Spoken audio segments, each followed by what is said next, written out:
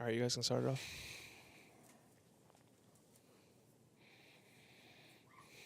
Jerry. Hey, Carlos. Excuse me. The Mets, you guys are 8-1 this year when Lindor reaches base to start a game. Do you think there's like a trickle-down effect that can be felt even 3 hours later when he gets after a game like that? I mean, I think it's always important when he gets the team going, when he sets the table and start putting pressure right away from first pitch, first at bat, or whatever the case might be. Especially with what's behind him. Yeah, he's 8-1, but we got long ways to go. So look, man, he's a really good player, and when he gets going, I think he helps everyone else behind him. Will. Carlos, last year, David Peterson, the advanced numbers, didn't always love him. It's kind of the same thing this year. What do you think it is that makes him kind of defy those numbers all the time? Yeah, his ability to get ground balls when he needs to. Seems like there's an inning or two where there's a couple of guys on, and he continues to make pitches. He continues to find a way to slow the game down and get the ground ball when he needs to continue to make that big pitch. Doesn't panic, controls his emotions. And he finds a way to get out of it. So I'm pretty sure that's the case now with the metrics and in the underlying numbers when there's going to be traffic, where he's walking guys. But like I said, I think that's an art to it, that when you get in trouble, you still got to continue to fight and continue to find a way to make pitches, and he continues to do that. Mark. Carlos, you got any report on McNeil's Yeah, we all saw the play he made. Overall, I thought he played well. Talking to some of the guys there, he should be here today, so I'll talk to him. He's going to get checked out again before he goes back to Binghamton. But the reports that we got, that he looked really good. When he is ready to return, can you envision a scenario where both Baty and Acuna, if they're playing well, that they both can stay on this roster, or do you think it's probably going to be one or the other? Probably too early to tell. We'll cross that bridge when we have to. They're both playing well, so I hope that's the case. That it's going to be a very difficult decision whether we decide to send one of them or if we decide to stay to keep both of them here. Is because they're playing well. So I hope that's the case. Abby. When it comes to Baty and Acuna, what do you look for in the individual matchups to decide who's going to be in the lineup that day? Yeah, there's a lot that goes into it, or whether it's righty, lefty, lefty, righty, but pitch shape, pitch type, how certain pitches will play against their swings, their approach. Trying to find a balance to keep both somehow fresh with game action. They're both playing well, so it makes it a lot harder to try to keep both. But, that's a good problem to have as a manager when you got two young guys making it hard on you when you're making out the lineups. Where do you think Baty has kind of started to turn the corner? Is he making better swing decisions? Is he getting into better counts? I know he said he was a little bit hesitant in some of his early at-bats. It's a little bit of everything, but I think it comes down to not missing his pitch early in count. When he gets in trouble, pitchers are trying to get ahead of him, and he's either fouling some pitches off or chasing. When he gets his pitches, not missing them. And if they're going to try to make him chase, just don't bite. Control the strike zone and making sure that you're getting good hitters count. So the fact that, like I said yesterday, I think it was in Minnesota, he got to a really good fastball that he was able to hit a hard line drive over the shortstop. Yesterday we saw him staying inside of Carter, going the other way, pulling a pitch down the right field line, using the whole field. So when he does that, he's a pretty good hitter. Manny. Just wondering if you had any updates on Daniel Nunez. Yeah, pitched last night. He was 1 inning, 28 pitches. He continues to do whatever we're asking him to do. Now it's a matter of okay, when do we call him up now? So after he pitched last night, definitely down today. So we'll see where we are in the next couple of days or so. Ron. As the weather heats up this weekend and next week, how much easier is it for the batters to get into a routine?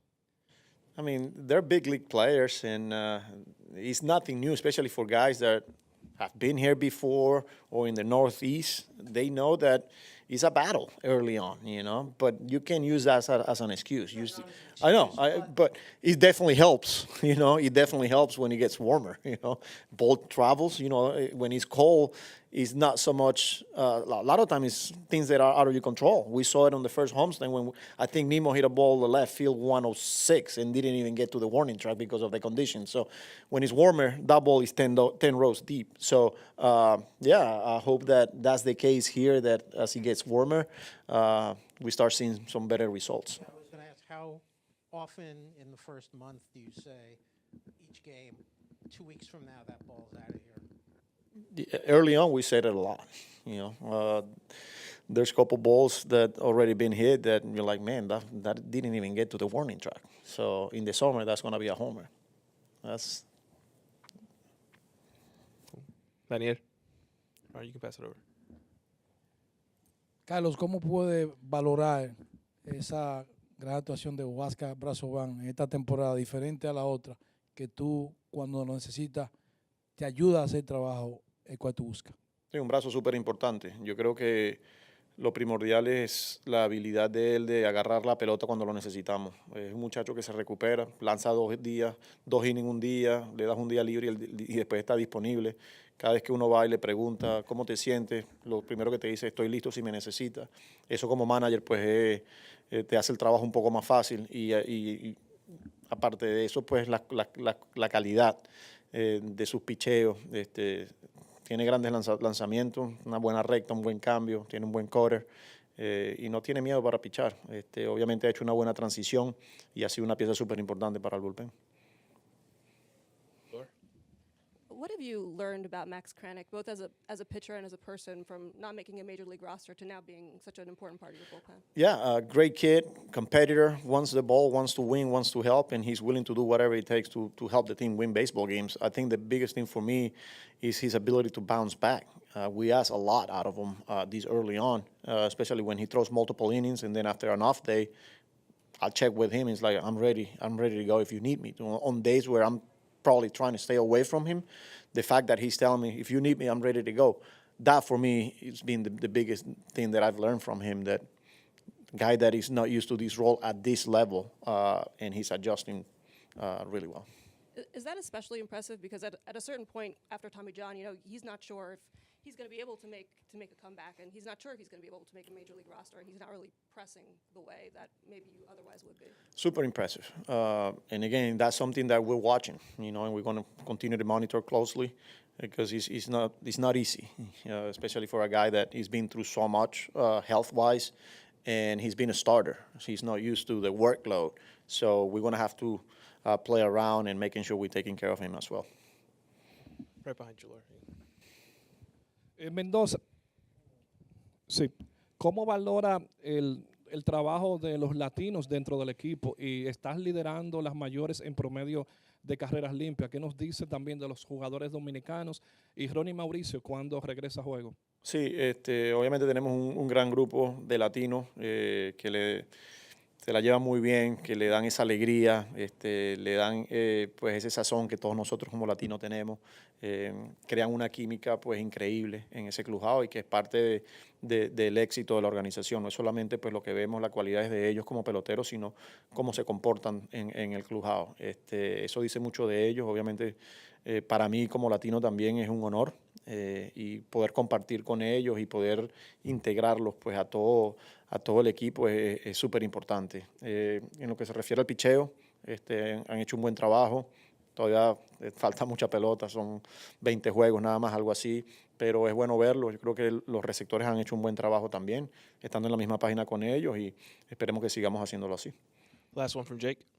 Hey, Carlos. Of the 30 big league managers right now, 29 of them, including you, were position players as players.